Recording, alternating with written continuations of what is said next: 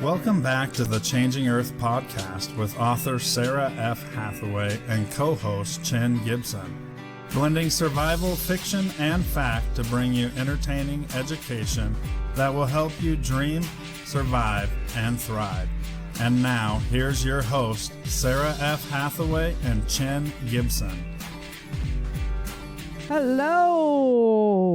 How you guys doing? A happy Sunday. What's up, Chin? Hey, Chin's up. Man, you are, huh? You're still up. We were just saying we're kind of sleepy, kind of grumpy today, so you're gonna have to bear with us. We've been doing like the opposite ends of the spectrum. Yeah. You've been outside and I've been inside. I've been outside all weekend working hard, but I love that stuff. My mother-in-law's like, whenever you guys come out here, all you do is work. I'm like, because I can't do it at home. You have woods here. Yeah. And our epic game of Uno. So, gotta love it. Who walked away with the belt? My mother-in-law did. That's so awesome. It was perfect. Yeah. Yeah. We were like, Grandma, the super Uno champion of the world. So I'll have to bring my cards when we go to prepper camp. We'll have to. Right? Yeah. We'll have to Uno it up one night. That would be fun to have like a big Uno competition. Have like multiple decks running for like a round robin kind of thing. Like right? Yeah. Like who's brackets, the Uno champions? You know? Yeah. Yeah. Right? That'd be cool. That'd be funny. That'd be fun for sure. So yeah, let's see. Lots of stuff going on planet-wise. We'll get into that a little bit later in the show. You know, I'm all excited about it, and we're gonna do the tech stuff one day. I know we promised it, but you know we gotta. I gotta do phone, so I spent the time getting that up to speed instead of writing notes. So my apologies, y'all. Yeah, we'll get there. Life got in the way. Dang it, you know. Yeah, I have so many things going right now. I don't even know. I'm just like scrambling to keep up. Yeah. Keep my head above water. So hopefully it'll be good news within the next few years, and we'll all get to sit back and eat some popcorn and watch the Changing Earth on the big screen. That would be great. A Humvee stretch a limo. Yeah. Yeah. There's Miss Ellen joining us on Twitch. All right. She is experiencing a 100-year flood right now in Australia. So nice. They had dry and fire last year, and now all the koala bears have to get little wingies for their arms, floaties for their arms. Where last year they were all running from the flames. It's so true. Now they're going to be flooded out. So I do have to say one caveat. If you are watching this on YouTube and you're watching the chat box, yes, I'm an author, and yes, I suck at spelling. That's why I hire an editor. I'm the worst. I was like, I just spelled that wrong. So I'm just going to pre-curse it with that. I'm the worst speller. I don't stand a chance now with autocorrect. I'm either spelling it wrong or letting the computer put the wrong word in. Wrong word in for me. Exactly. And when I'm in conversations, just not like work related, I don't take the energy to go back and proofread everything before I hit enter. Right. So everybody's harassing me all the time. Oh, I am the worst with the synonyms. Here, okay, I just did it here and here, right? I'm the worst with that. Trail tail, like tell a tale and a tail. I'm the worst with those things. I thought you were making sure that Ellen was listening. Yeah, right. Yeah. So it's great that we're reaching, we can go live. We're reaching the whole world. I'm just honored to have this platform. Fun with the live chat. Yeah. Thank you, everybody who listens to the show and who supported me. We're going on 6 years of podcasts, and it's just incredible. I can't believe I've been doing it that long. Time just flies. Right? When you're having fun, Yes, I am. So episode 9 came out this week.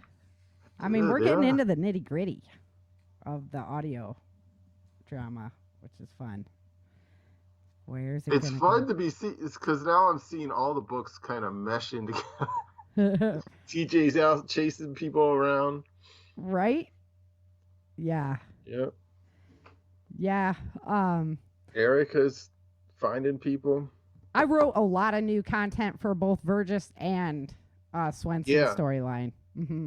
But like those two, like the Erica storyline was fun, and then TJ with some of his early years, and it was all like gelling in this one show. So yeah. And I was like, how did TJ evolve at the beginning of it all, you know? And so it's kind of fun. I really like it. And you know what? L. Douglas Hogan, he really enjoyed playing that role. The bad guy. Everybody wants to be the bad boy. Right. Yeah. Like step out of your skin for a minute and get to be somebody else. Yeah. Yeah. That's why Halloween's always a blast, right? You always get to dress up and act out a character. It's true. I don't know, though. I'm not much of the dress up.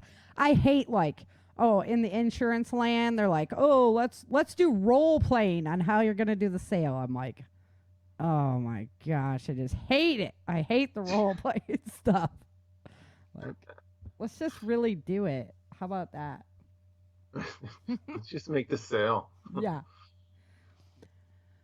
So some of the topics that I found of importance, this is actually kind of a chill episode, and it's kind of just a backstory for Swenson, and Erica's just kind of settled down for a minute since it's been craziness since the Great Quake happened. So I was thinking about safe spaces to be in time of collapse, because here they are up on a mountain where there's no water, and that was a big deal for us in California. Like, if you had a well, how are you going to power that thing to get your water, right? Yep. Back in the day, they used to use cisterns or open wells where, you were literally bucketing water out of your well. So it's a thought, and it's not very easy. I researched a lot of pump systems. I'm sure there's some that might be simplified or whatever, but it's not very easy to install. And if you're growing a garden in that, and you have to spend all that time pumping the water just to get it there because you're not in an area that receives rainfall, that's going to be a lot of your time. I mean, that's some pretty serious stuff. It's going to affect your growing capabilities. Yeah, for sure. On what you can grow, even. Mm-hmm. Yep. The other thing, being a wild forager, somebody who's always on the lookout for, what you can forage in the area. Some areas are just way more prone to being really good wild foraging areas. Mm-hmm. It's like on the coast of Washington, there's so much you can harvest there from both the ocean and from nature. It's a great area for it. Because they have so much water. Yeah. But you're in danger then, right? Because tsunami, that's earthquake area, volcanic activity. So, I mean, that's kind of a warning flag for me, too. So, definitely, knowing what's in your area. I'm finally learning some of the things around here that are, that are in abundance. So. The barbecue joints. Right. Yeah. Go wild foraging at the barbecue joints. Yes. That's what I'm talking about. Ironically enough, we had some great barbecue last week. Oh, I love barbecue. Oh, so good. I mean, the brisket was just melting in your mouth. It was just so good, spectacular. So I grew up in the Northeast, and barbecue for me as a kid was like hamburgers and hot dogs, right? We had a barbecue. Oh, yeah. And then I moved south, and my eyes were opened. Oh, and the barbecue sauces. This is living. Yeah. Oh, man. Yeah. You got the sweet stuff over there in South Carolina, right? Both. We had mustard and vinegar. Oh, yes. I like the vinegar better. But right. Yeah. Here, everything is spicy. I think I told you before. Even the marinara sauce. They put red chilies in the marinara sauce. Love it. No, although I don't like it so hot. I like like the Texas Pete sauces and stuff that aren't like stupid hot. Right. Yeah, no. I'm getting more used to it, but still. Yeah, I'm not sold on the heat. But I did have a little heat's good. I did have a really screaming chili relleno the other night, like, good Mexican food. Go figure. Right. So also in your area, you got to think shelter. You know, do you have the hot summers? Do you have a super wet seasons like what Ellen's experiencing over there in Australia? You know, what are you going to be hit with? And the one thing that when I was talking with her before the show, she was like, but at least we're in a high area, you know. So that's something you got to think about. Where is your, if severe weather were to hit, where is your structure built, or where are you camping, you know? Yeah, I remember I was out in Phoenix and they had flash flood. There was like all kinds of signs about, you know, all these dry riverbeds that would just flash flood. Right. And you don't know what's coming down the pipeline, so you got to make sure. I want to camp close to the river, so I'm close to the water. Yeah. Well, you got to be careful. Look at the marks on the earth to kind of get a feel for where the water goes. Absolutely. Yeah, we were looking at that when we were just out hiking the other weekend. Yeah. The water has come down so far, but you can see just where it was probably a week before that. Yeah. So if you're choosing there to camp, that's probably not the best place to be. And then also, I talk a lot about, like, you know, the chemical contamination in your area, because it's something we have to think about in our modern day world. But other threats, like, are you going to be, we were looking at moving, you know, potentially to Knoxville, Tennessee. Yeah. But when I saw that it's basically like a thoroughfare for if the East Coast had to evacuate, they're coming through that area. Yeah, see, I was all excited. I was going to have a stopover point. I know. I was excited to be a lot closer to you, but I'm telling you, after driving through there and talking to people from Tennessee at prepper camp, I was like, yeah, take me back to Texas, man. It's where I want to be. So. Well, you have your own people that want to travel through your land. Yeah. We'll get into that a little bit later. Grumble. I believe it. Oh yeah, it's some serious stuff going down right now.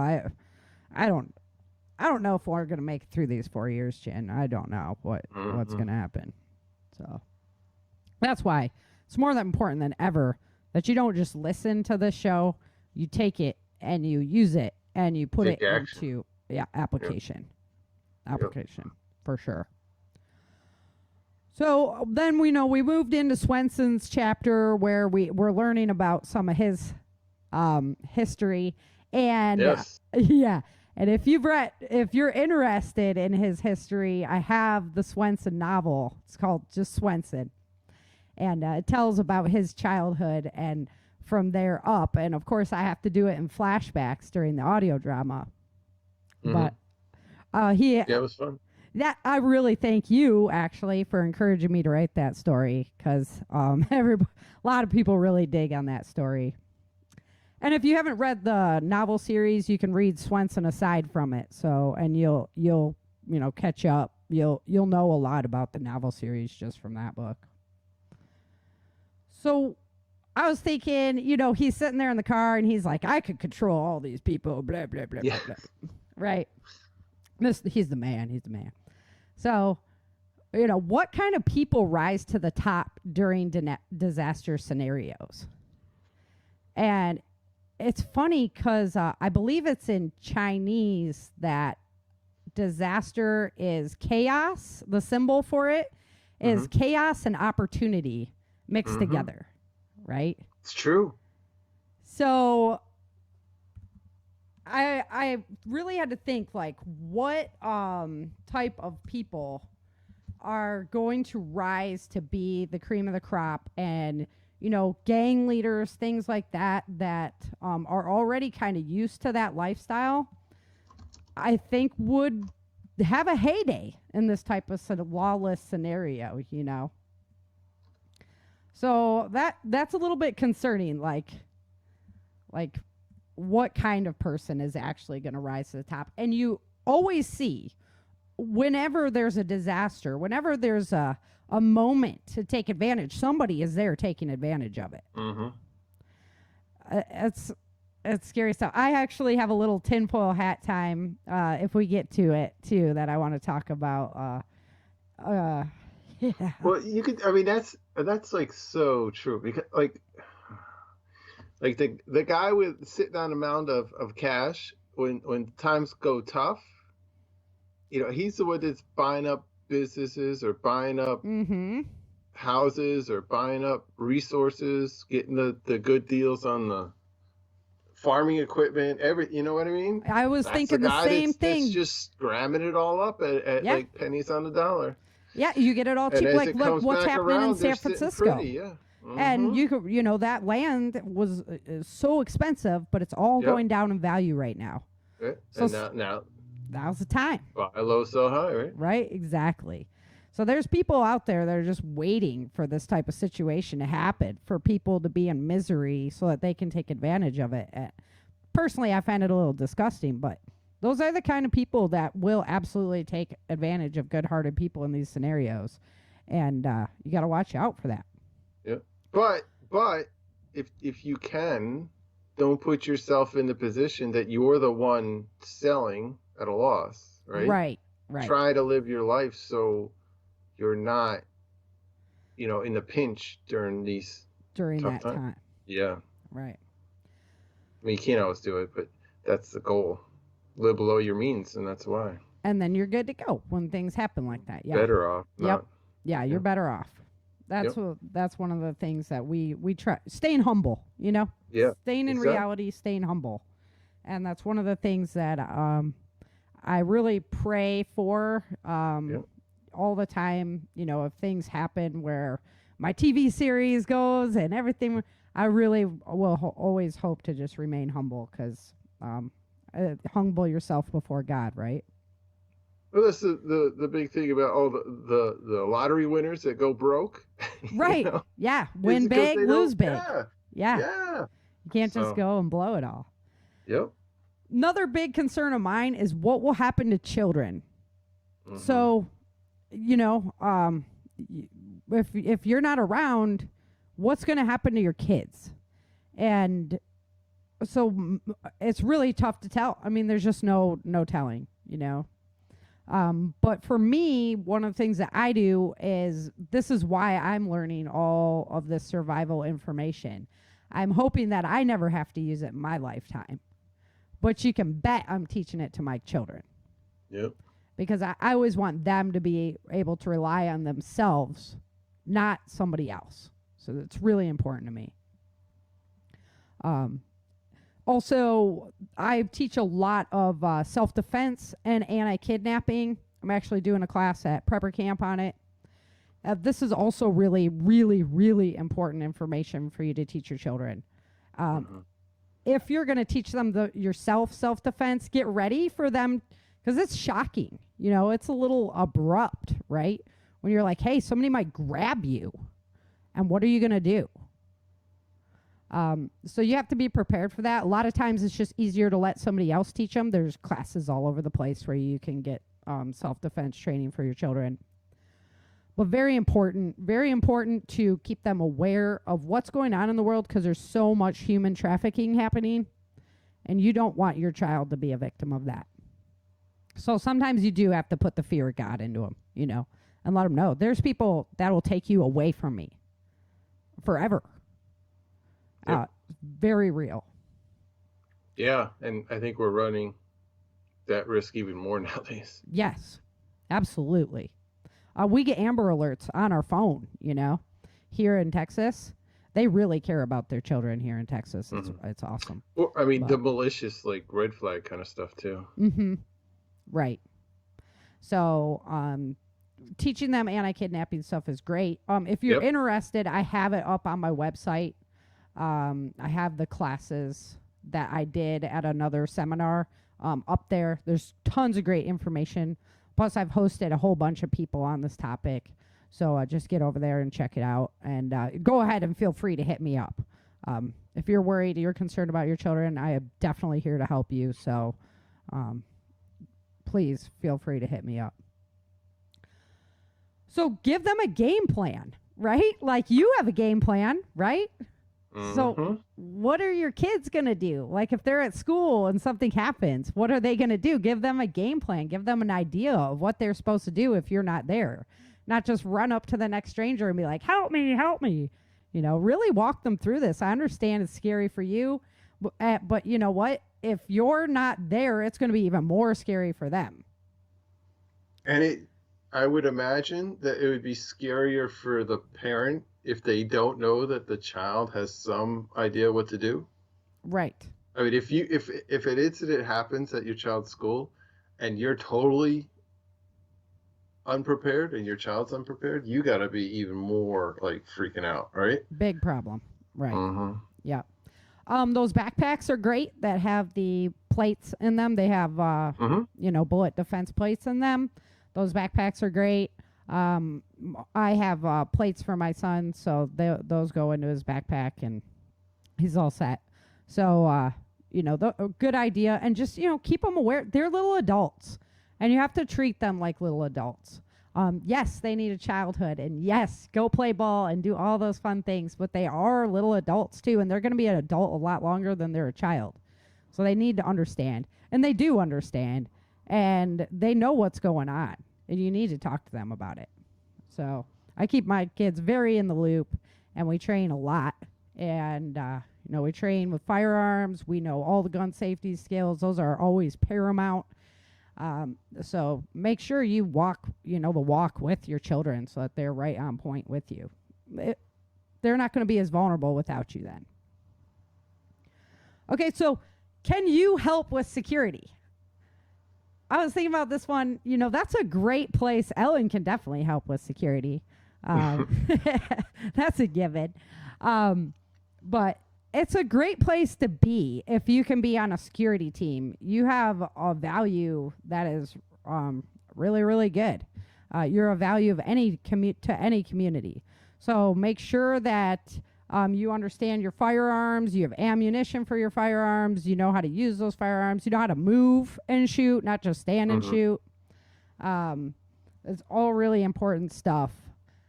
Medical team is probably the second best to being able to, I'm pretty much up there in skill set, I would think. What do you think about that? Yep. And I would say that, well, where do you stop? But security, medical, communications, and food prep probably are like main. The best. Yeah. Can you get food? Can you get supplies? Yep. Really good. Yeah. So that brings us right into supplies because Vergis, Cole Vergis, that's what he's dealing with the whole time is. Yeah, who was that jerk that they were dealing with? I know, right? Oh, what an idiot. Guy's just, in the way.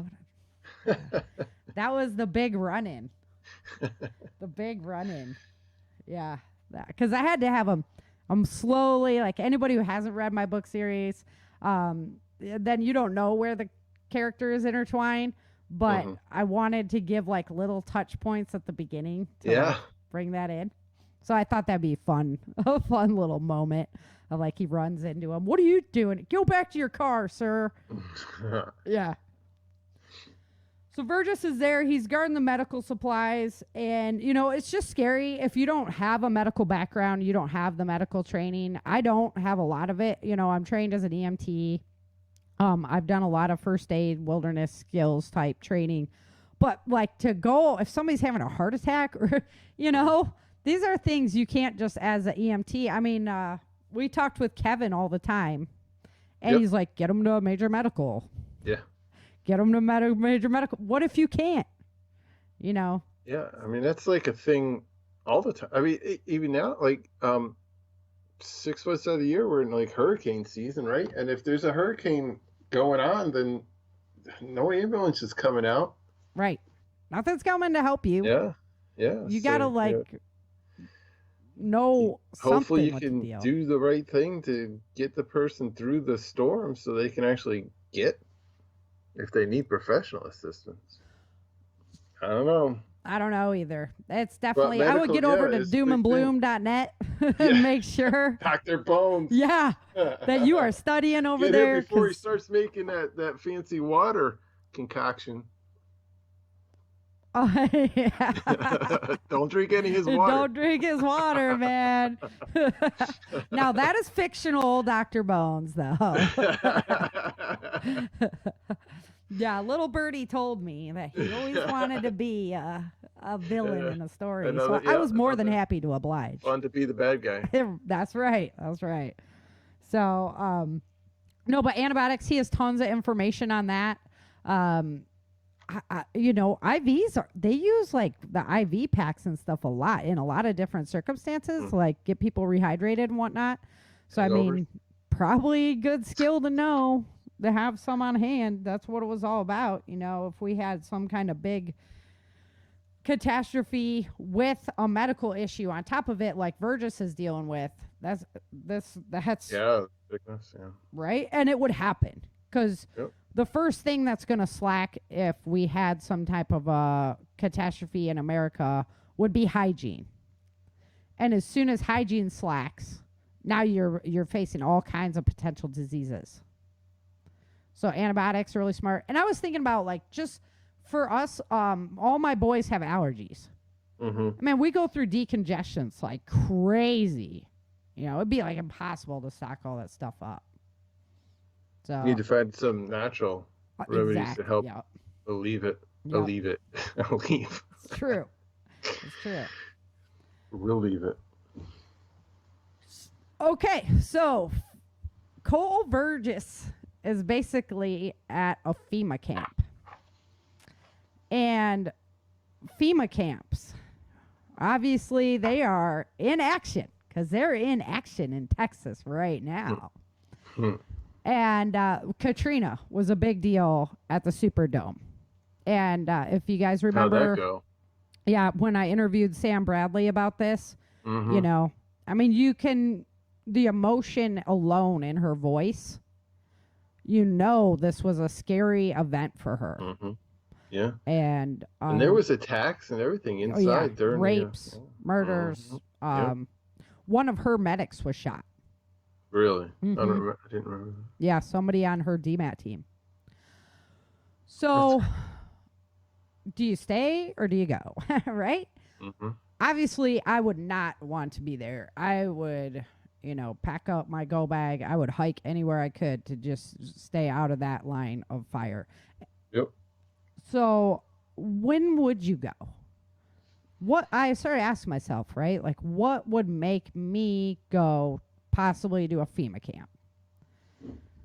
I would say major medical need, like you need to get somebody to a hospital. That kind of like it's a heart attack, or it's a major medical need that you can't handle on your own, or you don't have a doctor in your community that can handle that. That's a potential, like if your wife, if it was a choice of her dying or you guys go into that FEMA camp, would you go? Yeah, probably, right? Right? I mean, I know. That's why I was like, okay, that would be a circumstance. Potentially if you were starving. Like not just hunger pains. Not just hunger pains. Like you're starving. You haven't eaten in a month. Like you just saw one of your family members or team members pass because they haven't eaten. Yeah. That could potentially be a reason why I would. I don't know. I mean, that's raw. I would hope that I have enough wilderness survival skills. But man, that's where everybody be going. You don't know. I mean, you could say, okay, I can wilderness survival and forage, and what happens if it's in the middle of a forest fire? Yeah. Or a flood. Or snow. Chemical contamination or so. So everything that you would have foraged is no longer edible. Exactly. Now what are you going to do? Now you got to walk like 100 miles to get outside the zone, but you don't have the energy to do that. To do it, yeah. Right. Yeah, so that would be a circumstance, and okay, like maybe we're going to go do that.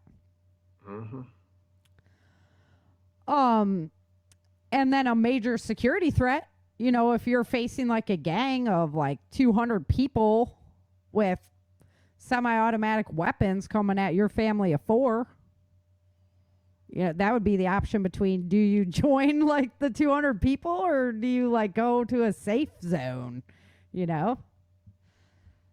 That'd be a tough question. I don't know. But I was thinking that maybe be like the only other reason why. Like, I don't want to join Swenson's team, right? You know? I mean, well, what would you do? Join Swenson's team or hold out till you can get away or something? Can you cook a good Italian meal? Yeah, right? Can you make good pasta? Yeah. I don't know. I wouldn't even, you know, he's so diabolical. Yep. Right? Like, okay, for example, a Mexican cartel or something, right? Mm-hmm.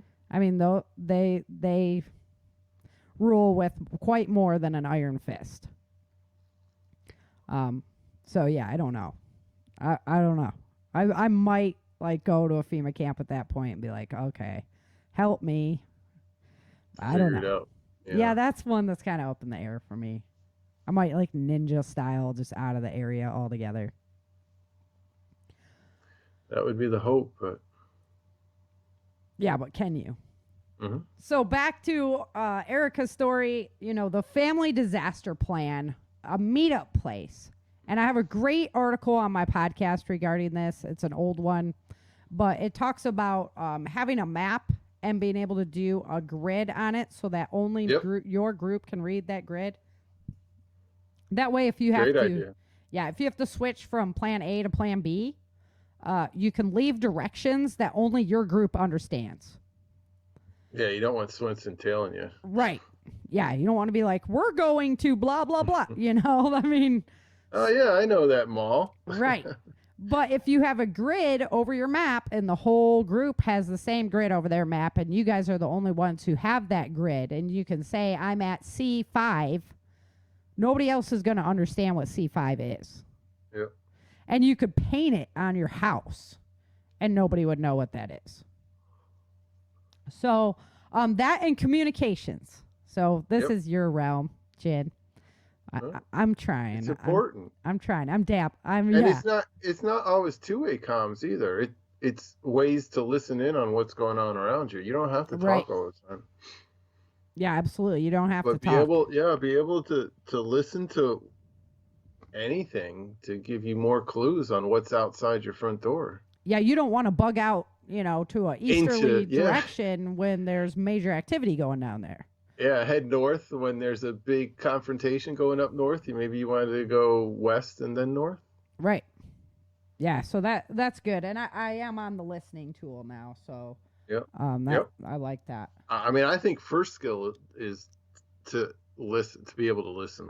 Right.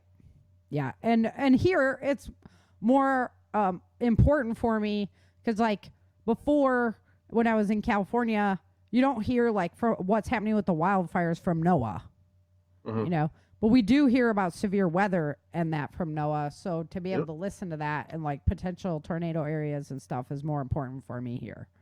Yep. So I think that's good.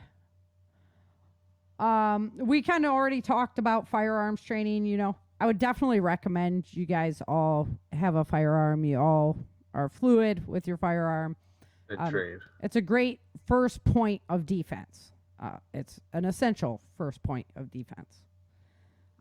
It's much safer for you. Because if you have to physically confront somebody, you put yourself at risk every time. Yep.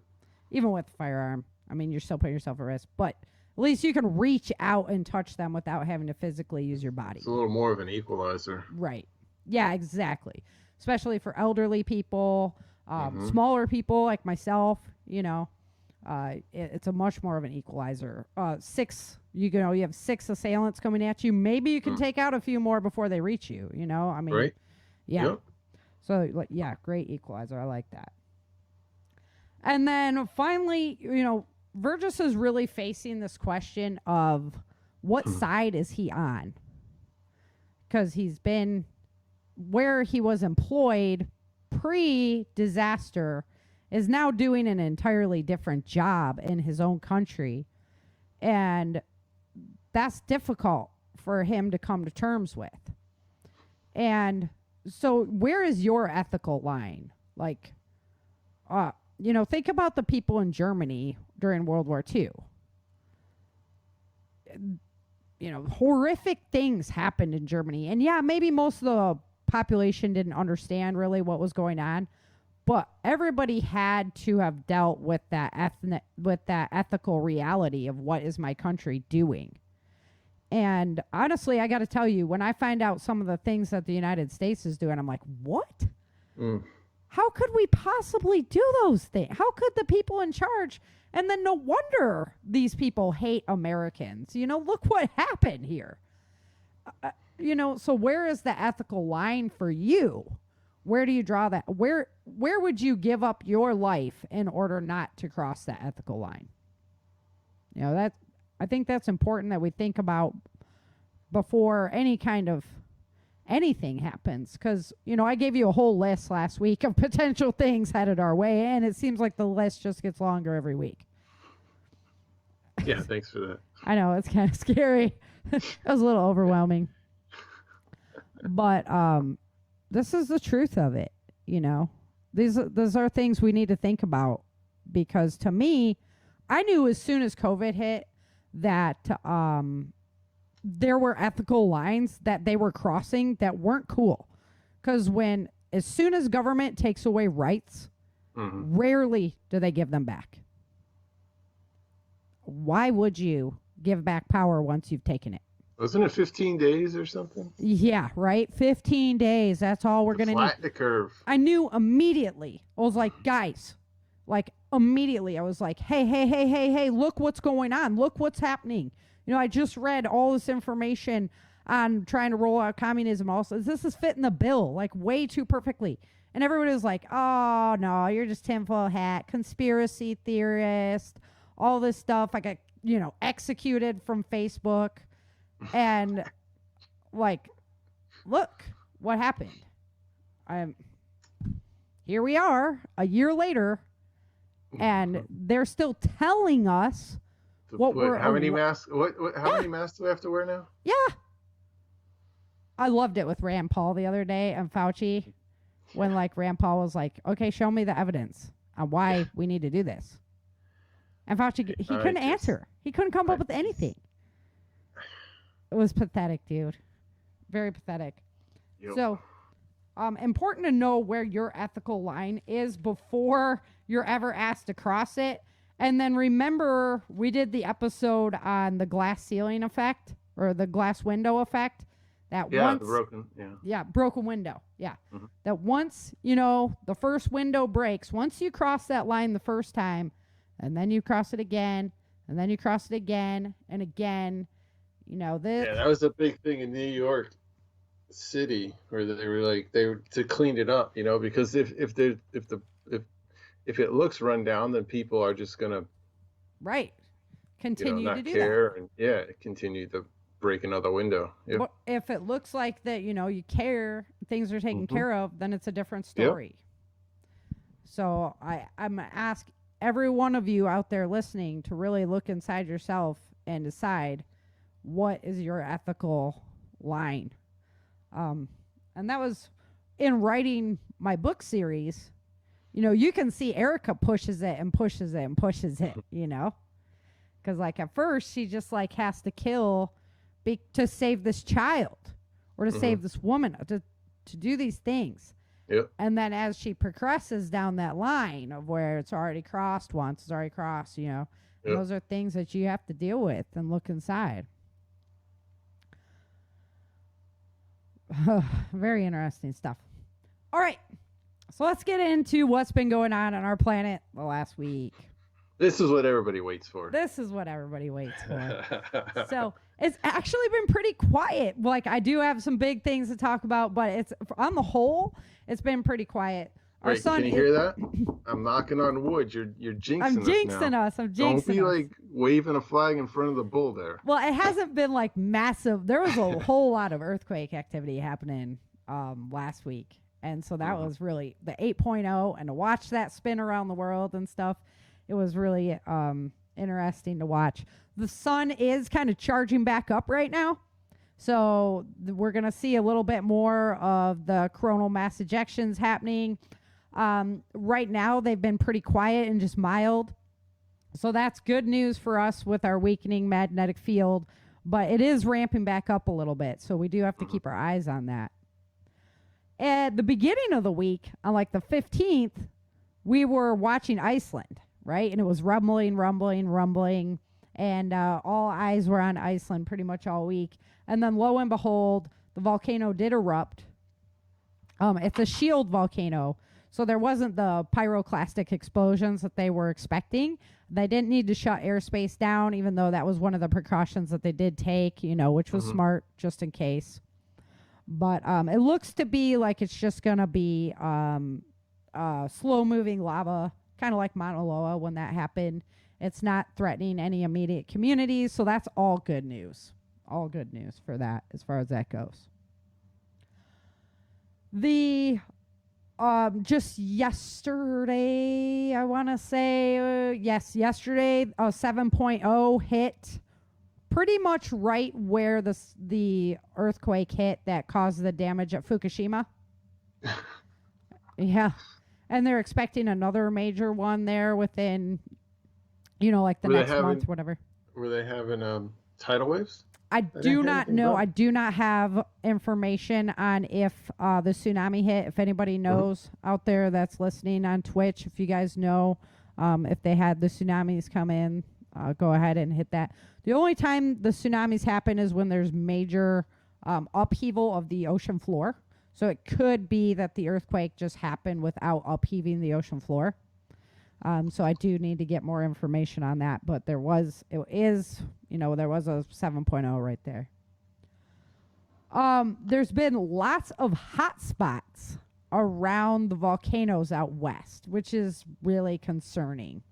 We haven't seen, Mount St. Helens was pretty much the last one we saw in the United States. It was a big volcanic eruption besides Hawaii and up in Alaska, right? But like on the main frame. So that's been pretty concerning because the Long Valley caldera is showing lots of hot spots, and that is a super volcano in hiding. So we're definitely keeping our eyes on that one and making sure that that kind of calms down. There's also been some hot spots out in Arizona on that as well. So we definitely have to keep our eyes on that activity because, all this earthquake activity that happens around our world, a lot of it hasn't been happening. It comes into the West Coast and it just shreds into the fracture zones that are in California. So it can, adjust. It's been lucky is what I'm saying. The West Coast has been really lucky. Guatemala is just getting rammed with all kinds of volcanoes erupting and earthquake activity and stuff there. So we got to send some prayers out for the people there. But yeah, our West Coast has been really, really lucky. Alaska's been taking a lot of it, but California just getting lucky. So I hope everybody from Washington down to the southern tip of California, I really hope you guys have a plan in place because this is some serious, it's long overdue. I mean, it's long overdue. And with the rest of the Ring of Fire moving like it is, it's some serious stuff.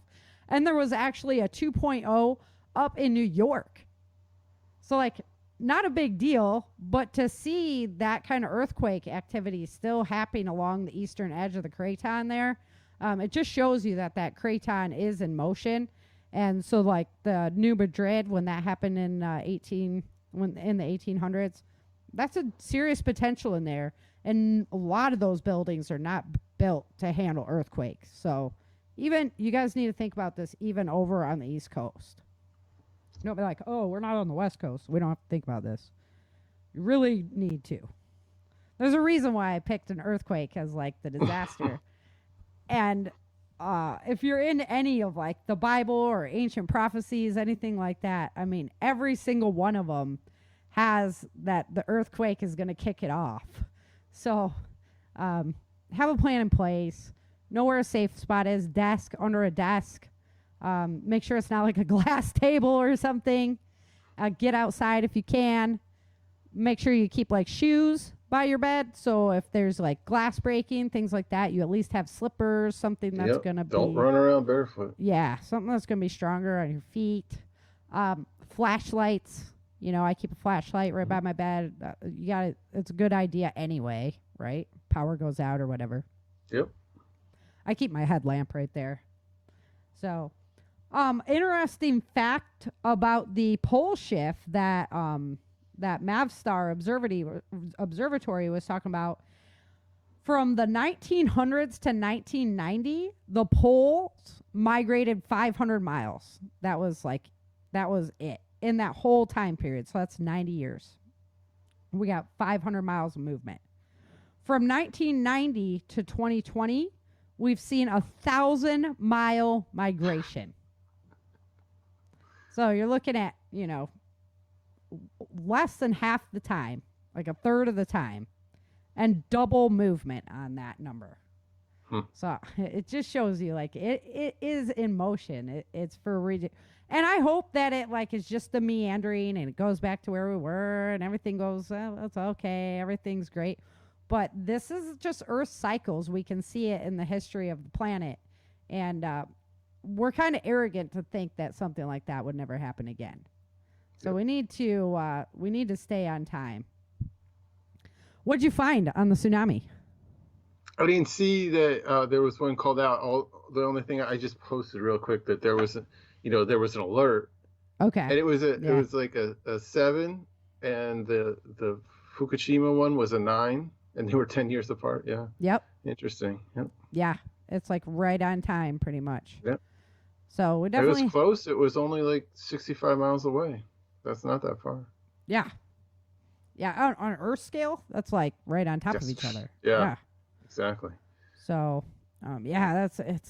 it's really getting moving. Like, if you're into geology, it's really interesting time right now. Or like space stuff. It's very interesting time right now. And hopefully it's just an interesting obscurity that that nothing ever comes Some fun of it. facts that Sarah can talk about and we don't have to live through. Right, exactly. Because like I said, I'm learning my preparedness, my survival information, constantly learning and sharing with you guys, and hoping that I never need to use it in my lifetime, and I can just pass the knowledge down. Because I think it's fascinating too. Ancient, like the way our ancestors used to do things, the way our grandparents used to live, compared to like kind of pretty much this artificial world that we've created nowadays. Yeah. So I was so thinking about that when you were talking about like teaching your kids plans for disasters or bad events. Right. And it like the pioneer days and the whatever, all the time the kids had to know how to survive, had to have street smarts, even if it was wood smarts or whatever smarts it was, but they had to be aware of their surroundings and in tune with it.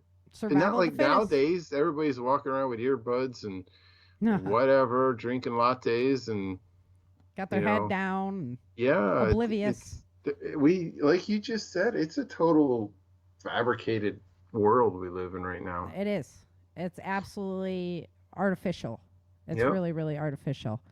And I think it's fascinating too, like some of the ancient alien stuff where they were able to blend technology with nature. But I think we have a long way to go on that. Mm-hmm. And I definitely don't want to be any kind of guinea pig. So I'm good. No probes. Yeah, I'm good. I'm good with all that. No probes here. I'm all set. So, oh my goodness. One of the articles I was reading this week was the story about the super chickens in Africa.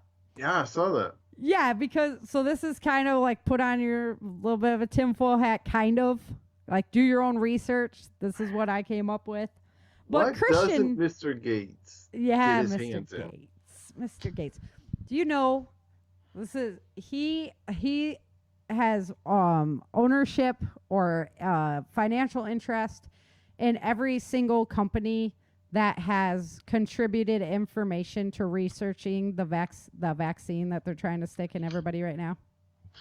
Every single one. So, he and Belinda are just trying to help people. Yeah, I know. He's so stop it. So fabulous. Stop it.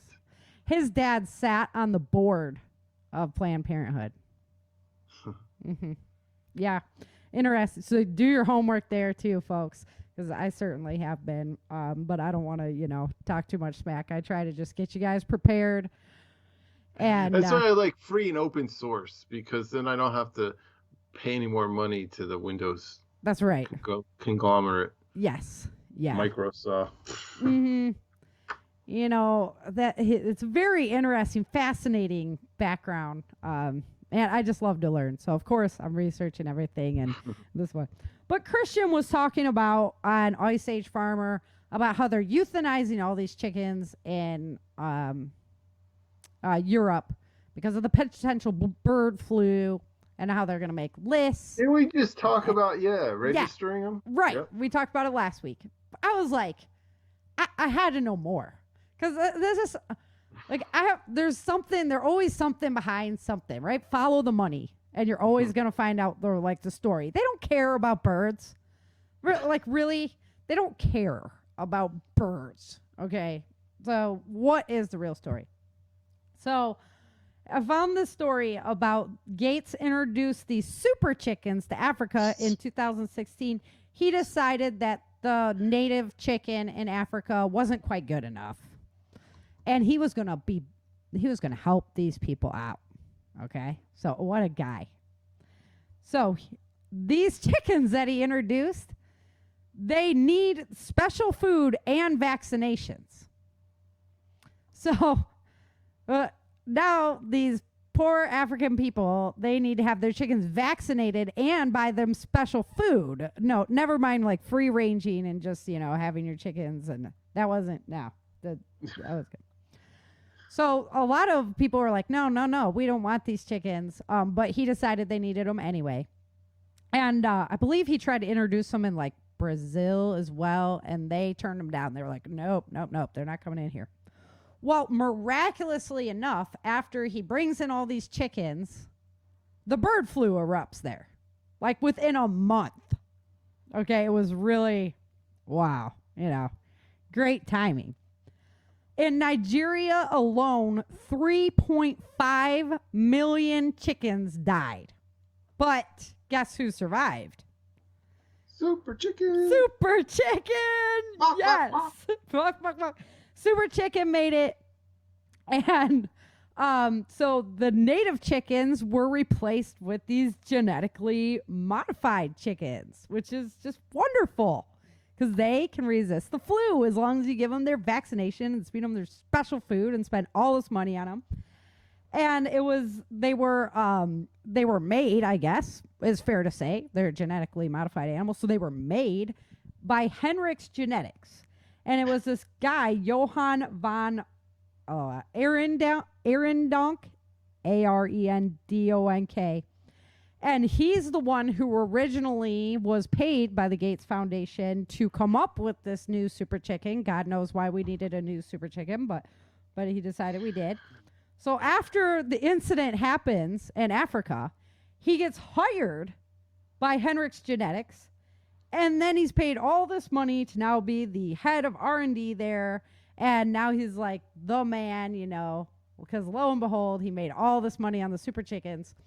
So it really made me think, if they're euthanizing all of these chickens in Europe, and this company is based out of Europe, then are they replacing all the chickens with these super chickens? And what are the long-term effects of eating super chicken as opposed to a native chicken, right? There's always something. So that was I had to bring that story out because I was all right, we talked about the chickens last time, but you have to follow the money. Why are they worried about all these chickens? And really, if it was just a flu, well then, you just let the ones die that get the flu, as long as it's not being passed on to people, kind of thing, right? Or the spread along the population of the chickens, so you don't want it the whole chicken house. Yeah, so quarantine off your chickens or whatever. I mean, there's ways to handle it and then still rebound your native population. But no, 2 masks. Yeah, masks for your chickens. Yes. I bet. Oh, it's coming, dude. I bet you they make tons of money on that little chicken mass. Yeah, so I found it interesting. I was like, is that really what's going on behind this? Because it seems like nowadays there's always, it's like a smoke and mirror show. Look what I'm doing on this hand while I'm really doing this with the other kind of thing. And chickens, there's like more chickens on this planet than there are, or there's like 3 times as many chickens for every human or whatever. I mean, chicken is big business. It's easy protein. Right. Yeah. So what a great market to be involved in, right? And especially if you can get people to inject your vaccinations into these chickens, then that's double your money because you're making money off the vaccination that you produce and you're making money off your super chicken. Like, follow the money and you get the answer. And I found that pretty interesting when I was researching stuff. I was like, oh, please, God, tell me that's not what's going on with the situation. I really want to believe everybody's like nice. Yeah, me too, but it's harder. It's getting harder and harder. Yeah. I don't know. I long for like the days, Hershey chocolate. When Mr. Hershey started his factory in Hershey, Pennsylvania. I went there. You ever been there? I haven't been there. I haven't been there. But I've studied the heck out of it. And, he built a whole town for all his employees and a hospital for their medical, started an orphanage for any, children. And this was a guy who gave, I don't want to say a cuss word, but he cared about his employees and his community. And I know Hershey's probably all different now, different era, different everything. But when you think about corporate culture nowadays, it's pretty sickening on the whole. And I'm somebody who supports capitalism, Mm-hmm. But ethical capitalism, like, it doesn't work if you don't have an ethical background. And whatever you need to believe in to be ethical, then that's what you can believe in. You're free to believe in whatever you want. But I really think it's the loss of values in our turning from religion. Religion and family. They're stripping out. Mm-hmm. Oh, yeah. Did you hear at the New York school now you're not even allowed to use mom and dad? That was the one. You have to call your parents guardians. Oh, I can't remember the other name. Or like caretakers or something, because it's offensive to the kids who don't have parents. Well, it's whatever. No, I was like, what kind of stupidity? Like, whatever happened to the saying, I'm sorry, maybe I'm just cold, but like, suck it up. That which does not kill you only makes you stronger. Or there's no guarantee in safety, and there's no guarantee that that you will not be offended, right? Right. I mean, it just, and what's going to happen if you're offended? Is your arm going to fall off? You can raise a big enough stink, and they'll make everybody not offend you anymore. No, but remember, like, sticks and stones will break my bones, but names will never hurt me. Mm-hmm. What happened to that? Remember dodgeball? Right. Yeah, like just going at it. Maybe people need to play more dodgeball. They need. Like, how good was that for venting frustration as a kid? Yeah. Oh man, I loved it because the bully. Yeah. I used to be able to throw the ball at the bully. Yep. And you could always catch him off guard at least once. Yep. Or you could just beam him. Yep. Yep. Heck yeah. I mean, I might pay for it later, but man, it's going down, man. In that moment, it was good. Heck yeah. Alrighty. Flashback into Chin's childhood right there. A little sneak peek. I like it. Well, I'm not going to guarantee that we're going to do our tech stuff next week because I want Chin to be fully prepared and ready to go. But we have a whole now that list. I'm in the world of Android. Yes. We didn't even get into the border. What's happening with the border here? Oh my gosh, dude. nightmare. So I'll take some notes on that, and maybe we'll do a special part of that. Yeah. Because I really wanted to talk about the chicken thing since we were talking about it last week. But the border's obviously more pressing to America, but it's a kind of an ever-evolving story right now. So we can put fences up some places. Yeah.